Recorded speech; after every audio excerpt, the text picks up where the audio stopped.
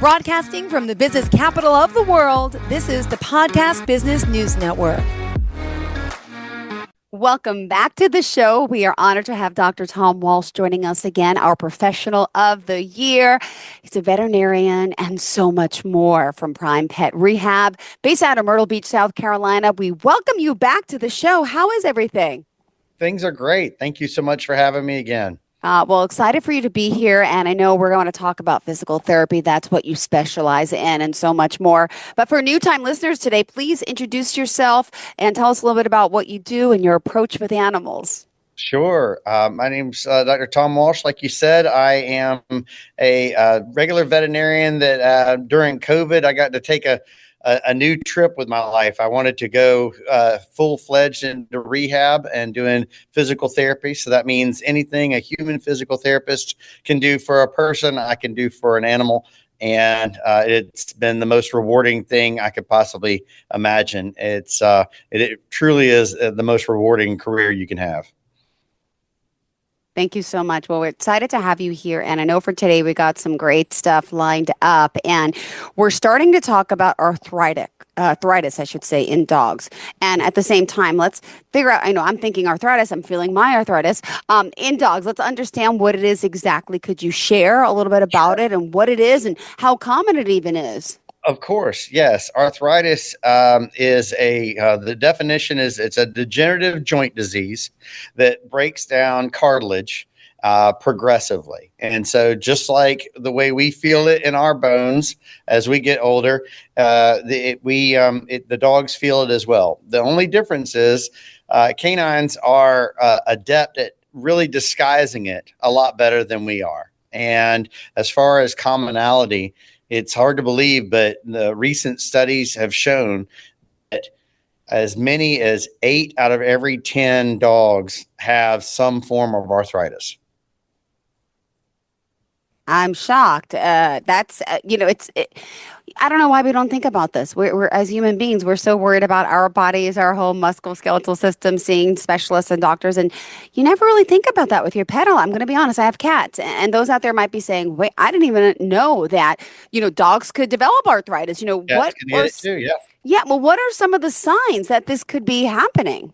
So, I think for this exercise, it's going to be really helpful to kind of visualize your own self. When you feel arthritis, you know that it kind of creaks when you're moving, or maybe it's a little bit harder to get up off the ground, or that sort of thing, especially if you've been sedentary for a while. You've been maybe sleeping overnight, and you get up and you're stiff and sore and you're like, I didn't do anything. Arthritis feels the exact same way in animals. The thing about it is we're not tuned into this idea of since they don't vocalize and tell us how they're feeling, they just get used to the thing. And remember, this is not something that just comes in overnight. This is progressive along, slow, day by day. So they get used to it just like we do, and also, with different dog breeds, we'll talk about that later, but different dog breeds are more susceptible to it just because of personality and kind of how they react to pain. So. Wow. Thank you for that. And, we're talking small animals, talking dogs. Can cats get arthritis? Just curious, because I'm the cat mom here. Yes, you are the cat mommy. And I promise you they can get it. And let me give you a good example of how this works. Sure. Cats that get arthritis, typically what you will see is they are sun goddesses. They love to get around the sun, warm up their bodies. Okay. And then what you'll see is after they do that, they're a lot more active. Before they weren't doing much. Yeah. And, but instead of running around the house like a kitten, like they used to, but after that period of warming up in the sun, very often they will do things. You also see this, cats are really obvious about it because of litter boxes. If the litter box lid or the edge is too high for them to get in and it's painful for them to get in, you'll start to see litter box accidents to where they maybe go outside the litter box, right in front of the litter box, that kind of thing. And you're like, and we immediately go to do they have a UTI? Do they have, Yep, of did they get course. upset about the food? Did I go on a trip and they're mad at me about the trip? We go to all of those things, and often arthritis is one of those things where we think about one of the last things.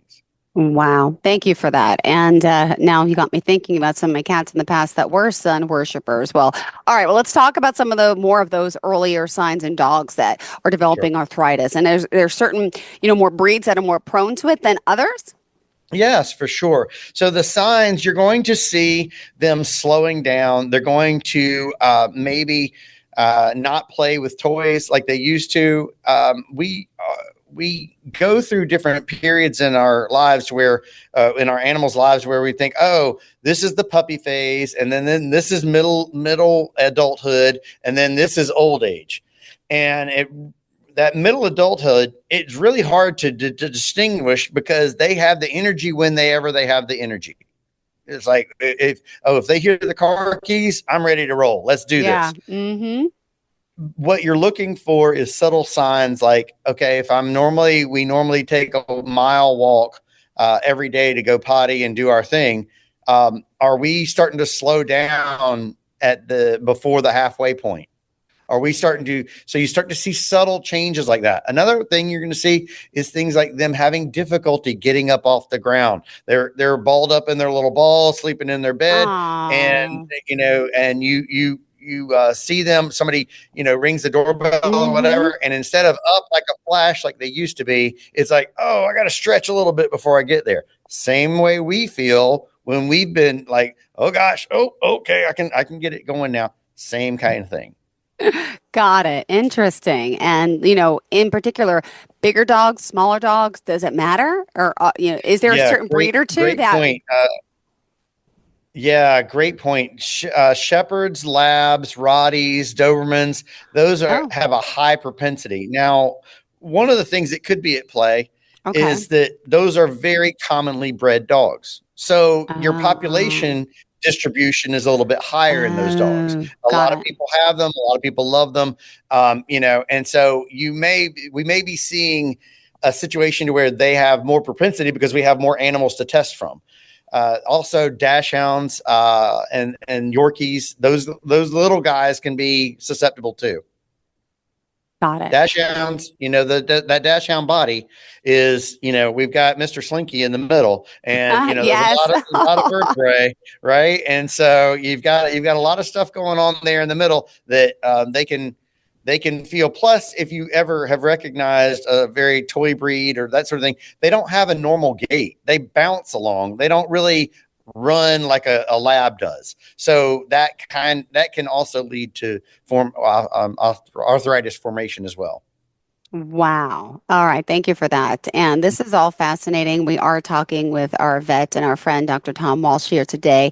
Let's talk a little bit more about arthritis in dogs and maybe what are some of the causes of this and can we actually prevent it? So the number one cause in this is hereditary. So we actually can't prevent it. And it's so difficult to see. However, in physical therapy, one of the key factors that we use is you either, over a joint system, you either have reliance on the joint itself or the musculature that attaches to it. So that means if you keep up with exercise and range of motion type things, going up and down stairs, going up and down curbs, that kind of thing, what happens is the body on the animal becomes more reliant on the muscle and less reliant on the actual joint itself. I know they work in tandem and ultimately they're both working together, but when the brunt of the force is being absorbed by the muscle, there's less force on that joint. So that's how we kind of overcome this sort of thing. Is we want to keep them active and moving. And you really have to start. I tell my clients, you got to think like a dog. You got to stop thinking like a human. Think about it. Everywhere we take them on a walk, it's convenient for us, right? It's flat. And if we don't like hills, we're going to avoid hills. Okay. And that kind of thing. Yeah. And that doesn't challenge them. Mm-hmm. to use their limbs the way we need to use their limb. So very often I'll educate my owners. All right, think like a dog. Look in your yard. Does that tree have roots? Good. They Yeah. don't like to step on roots.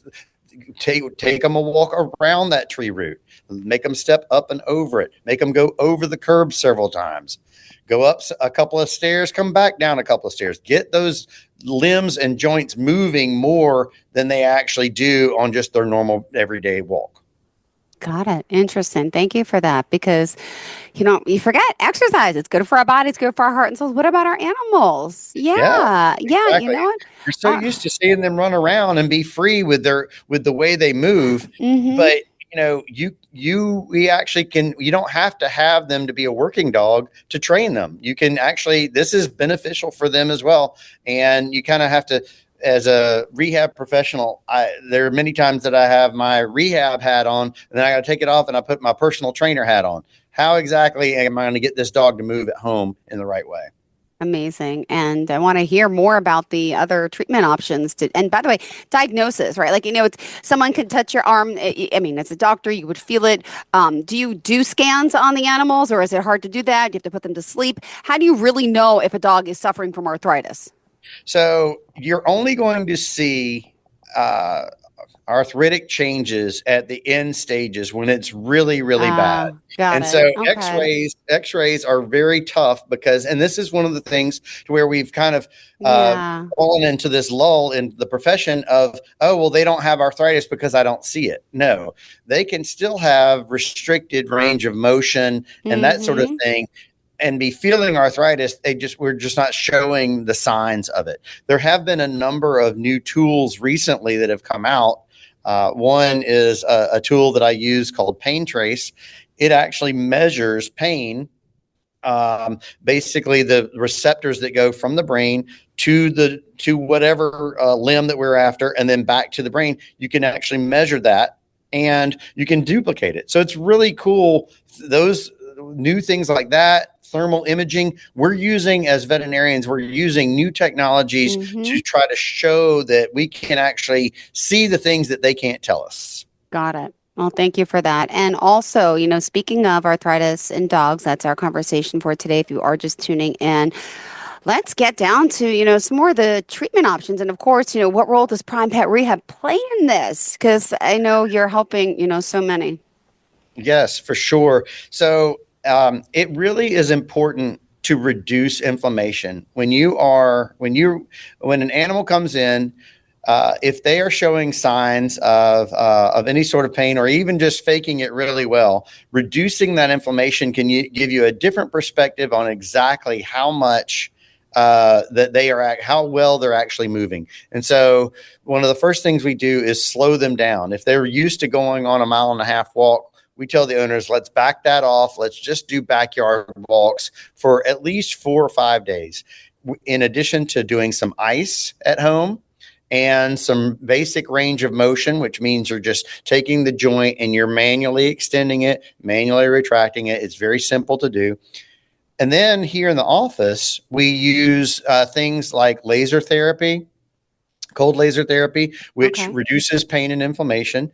We use things like pulse electromagnetic frequency, which is a fancy long word for an electromagnetic wave that actually helps the body heal itself.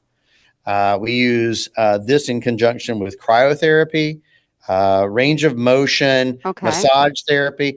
And then that's just on the holistic side.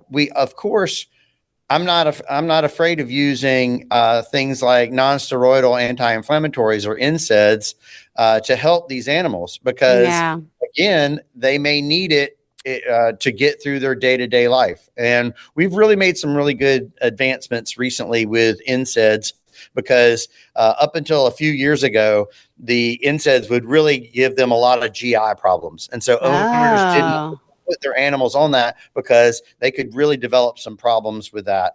Now we've come up with second, third, and fourth generation NSAIDs that are more palatable. They don't erode the stomach lining. They don't do those sort of things like they used to. Got it. All right. Well, what else did you want to discuss for today? There's so much more. Yes, there is so much more. I think a lot of one of the other big questions that we get is about supplements. People say, "What supplement should I have my animal on?" And unfortunately, I think the last count that I saw, there was over in 2024, there was over 5,000 new supplements added to the market. There's no way we can keep up with it. So what you have to do Wow. what you have to do as owners is you have to start investigating what the ingredients are. So there's certain Yeah. things like turmeric, green lipped mussels, omega-3 fatty acids. You want to see a high propensity of that in your supplement. And if you can't pronounce the word, probably it's not a good idea to have it in a supplement unless they give you a specific Oh reason why gosh. it's in there, Yeah. like a binder or like like it's trying to get through to the joint capsule. It's a tough thing, and there's a number of them that have gone the extra mile to actually do independent testing, and that means a lot to veterinarians, because if they can do independent testing, research-based studies that show this on double-blind studies, that means that it's not just marketing fluff. So certain companies, for example, like YouMove, a lot of folks will know that brand. That is, I think, the number one brand for supplements in the UK. This one, it's recently come to the United States, and they've had, I think, 4 double-blind studies that showed that it made a significant difference. So you got to Wow. look for things like that. You got to do your research. Unfortunately, as owners, we have to be a little bit more responsible than just getting our information from Instagram or Facebook. Amazing. All right. Thank you so much for that. And then also, I know, just quickly at home, is there anything at home that we could be doing? Like you mentioned, obviously when you're walking your dog, when you're playing, what are the little things you could do at home to kind of help your little baby? For sure. Yeah. Well, the most important thing is assess where they spend the most time, which is usually in the bed. So most dogs, most larger breed dogs, sizes collies and above, they prefer to have an elevated bed, or at least a bed with a good amount Mm-hmm. of cushion. Um, Smaller dogs can usually burrow and to a smaller thing, but you want to make sure it's got a good density to that base. I know that I tell owners to check your bed about every 6 months, just kind of like we should with pillows, but we forget to do that. If you check that and you push down it, it immediately goes all the way to the floor. You know that this is kind of getting worn out. Some of the materials that beds are made out of, it's pretty suspect, and it's pretty easy to. And I'm not saying everybody's got to go out and buy a $500 bed. I'm just saying pay attention to the beds, or at least replace them often, even if you just less expensive bed. Another thing that you need to do is you can bond with your dog by doing gentle massage. I know some people are rolling their eyes right now going, "You want me to massage my dog? I need a massage." But this actually is a very beneficial, this is a win-win for both of you, and I'll tell you why. The massage of a dog, it brings blood flow to the tissue, and it also helps muscle the fascia in the muscle. So it basically takes the knots out, just like it does in us. However, it's a win-win for humans too, because just Yeah. petting your animal has Oh, actually been proven to reduce cortisol levels in humans by 20%. So just petting your animal can do that. wow. So, yeah, scientific studies have shown that your cortisol, your stress hormone, actually is reduced by 20% just by petting that animal for a couple of minutes. Amazing. Amazing. And let's talk a little bit more about some alternative therapies. I know we discussed supplements, but what about diet? What about like acupuncture? You do the laser therapy, hydrotherapy. What is all that? For sure. Yeah. Yeah. That's a great question. First of all, diet. I always, with any arthritic patient, I always like to tell the owners it's far better for us to be just barely on the edge of going underweight than it is overweight. So if we can get that weight down, it's less force for those joints to carry, which makes sense, right?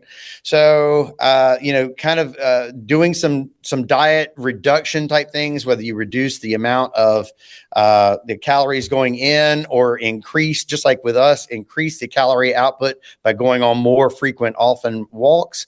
You can do different things to reduce the diet. Therapies, I mentioned laser therapy and PMF. But another thing that is really beneficial is the underwater treadmill or hydrotherapy. I'm sure you've seen it online. Dogs in these glass boxes with the water up around them, that sort of thing. That is, there's two benefits to hydrotherapy. The first benefit is if you have it low, it's just like us going to the beach with the water, let's say right above our ankles. If you're trying to walk from pier to pier, you're going to start to feel it in your thighs and your lower back, because that's resistance hydrotherapy. So that's really good for range of motion and strength. If you wade out into the water a little bit further and maybe up to your chest, you're bouncing along, but you can still walk on the bottom, right? Mm-hmm. Okay, so that's called buoyancy hydrotherapy. That's taking the weight off of your joints, but still allowing you to move through that. When we do that with dogs, we go up to a point on their shoulder. It takes about 65% of their body weight off of their joints, and they're able to walk on the treadmill in a nice, even fashion. And that really helps with getting that range of motion over joints that already have arthritis in them. Wow. Thank you for this. Interesting. This is, you got me thinking, and I hope a lot of pet owners out there about the health of their animals, the well-being, and, that there is hope and there is help out there. And we have to be more, cognizant of the fact that our dogs could have problems like these. So what would how did you want to kind of give advice to someone out there who may be caring for a dog with arthritis? What would you say?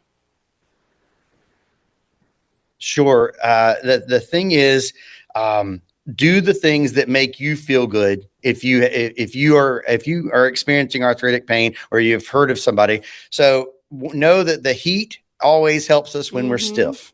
Okay, so just like your dog, I've had owners take heating pads, place them underneath the dog's bed, and cut it on about 30 minutes before that dog wakes up. That actually, we're not trying to do anything. They can get off of it very easily if they need to, but that raising that ambient temperature helps the blood flow in the tissues.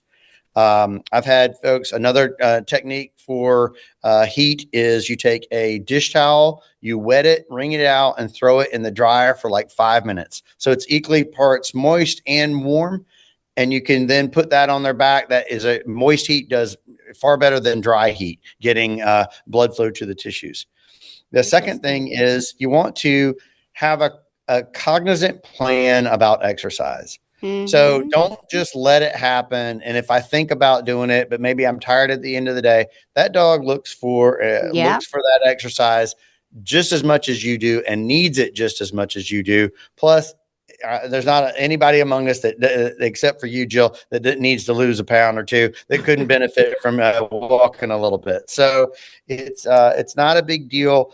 And then while you're doing on that walk, try to think like a dog. The bushes and the grass and the shrubs are so much more interesting. It's like them reading out information about what other animals have been there, what are their scents.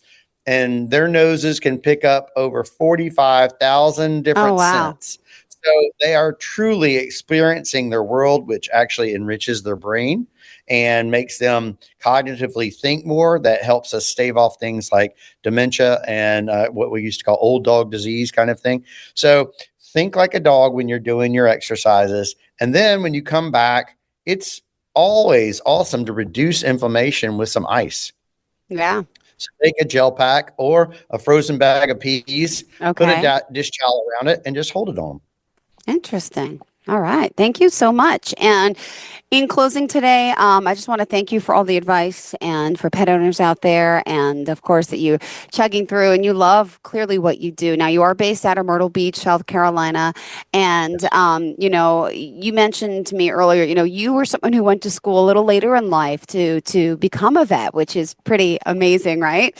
Age is just a number, everyone. But I love that you were always into medicine. And now you are here with the unique twist on everything, because I live on Long Island, New York, and I don't know many doctors that are doing physical therapy for animals. I guess it's something I'd have to research, but it's not I was not aware of it until we basically met. So, Sure. and I'm hoping, this is like clearly our pets need it. And I hope it's a wake up call to some of our pet owners, knowing that they could be helped. It really is. Thank you so much for having me. I tell you, if you think about it, 2 generations ago, nobody was getting physical therapy after hip surgeries and that sort of thing. With the boomer generation, they started getting their physical therapy. It became a reality. Yeah. And just like that, it took a little while for the kind of gain that support. We are in that stage right now in veterinary medicine. It's one of the fastest growing areas, but still the word needs to get out there that these animals can benefit it from just like we can. Beautiful. Thank you so much. Pleasure having you back, and looking forward to the next time we connect. Thank you so much, Jill. Thank you again. Have a great day. Please tell us how we can contact you. Oh, absolutely. PrimePet Rehab is primepetrehab.com. We are also on Facebook and Instagram. Just squish Prime and Pet together when you're searching and look for the blue dog. There's a little blue dog with some hands on it. And so do that and we can find you. And if you're in the Myrtle Beach area, we are happy to see you, and you can come see our building and we'll show you around. Beautiful. Thank you so much. Have a fantastic day, and hopefully we will connect soon. Thanks so much. Have a great day. Thank you. You too. Bye-bye.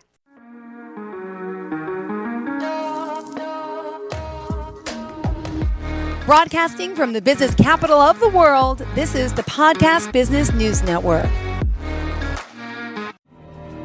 For nearly 2,000 severely injured veterans, everyday life has become filled with barriers.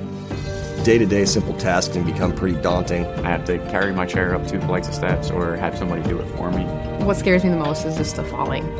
When I'm struggling with my house, I think, to have that one great barrier just knocked down, it's crucial.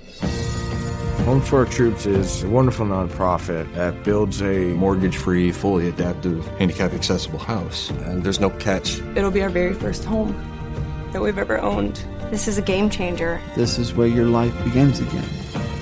We need you to join us in completing this important mission. Please visit hfotusa.org and help build homes and rebuild lives. Because of you, everything's going to be okay.